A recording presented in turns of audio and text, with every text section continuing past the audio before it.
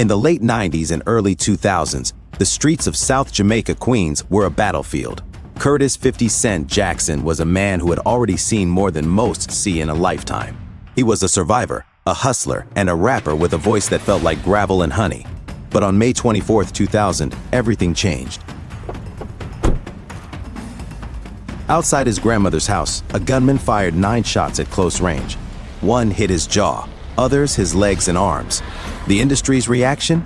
They didn't offer a hospital bed, they offered a blacklist. Columbia Records dropped him, and major labels across the country were terrified that signing 50 Cent would bring a war to their doorstep. He was radioactive, he was a dead man walking in the eyes of the corporate world. But while New York was afraid, a man in Detroit was listening. Eminem, who was at the peak of his Slim Shady controversy, heard the Guess Who's Back mixtape. He didn't hear a victim, he heard the future of Shady Records. This was the moment the trajectory of hip-hop history shifted. Eminem wasn't looking for a charity project. He was looking for a partner in arms who could help him build the most dominant label the world had ever seen. I just want to say, man, I'm here today because this is not only like a business partner to me, it's one of the best friends I've ever known in the world. I would say that it's much more fun to be his friend than it is to be his enemy. Today on IconicRes Entertainment, we are diving deep into how this brotherhood became a multi-million-dollar business empire. The story of their first meeting is the stuff of Hollywood movies. When Eminem and Dr. Dre finally decided to fly 50 Cent out to Los Angeles, the tension was through the roof.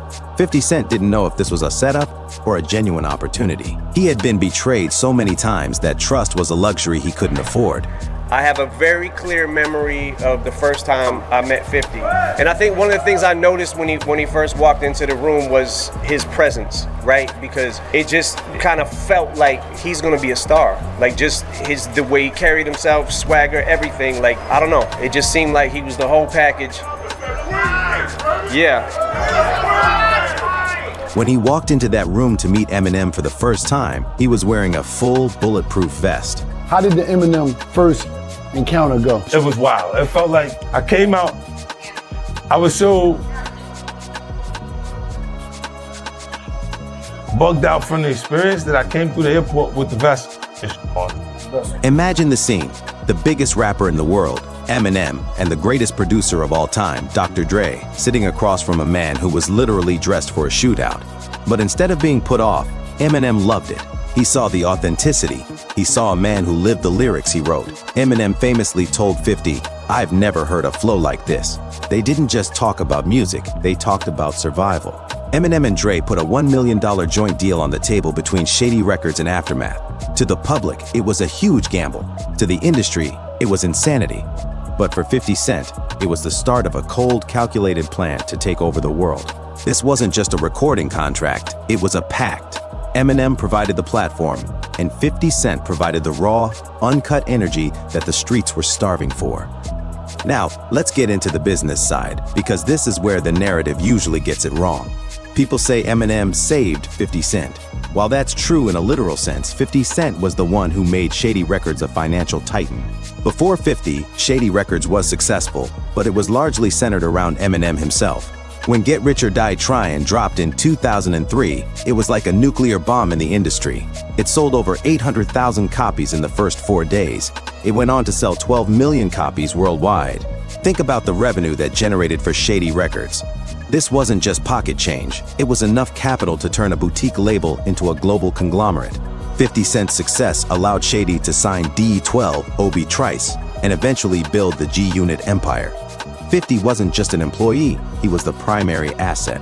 He was the one bringing in the touring money, the merchandise sales, and the street prestige that Eminem, as a white rapper, sometimes needed to stay grounded in the culture.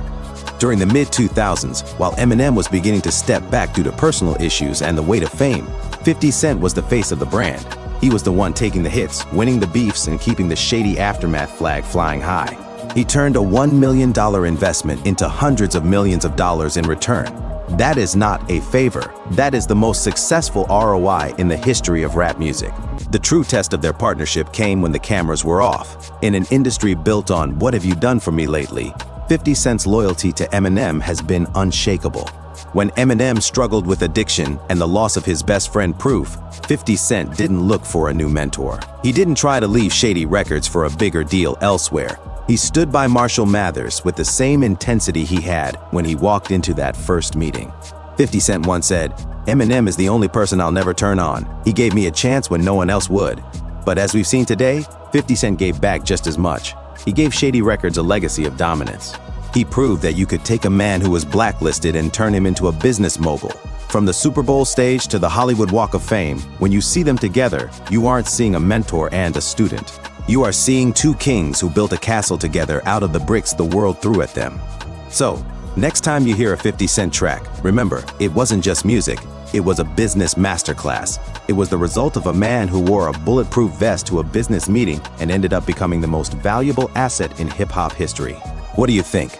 Was 50 Cent the most important signing in Shady Records history? Let us know in the comments. And for more deep dives into the business and stories of your favorite icons, make sure to subscribe to IconicRes Entertainment. We don't just tell stories, we tell the truth. Thanks for watching.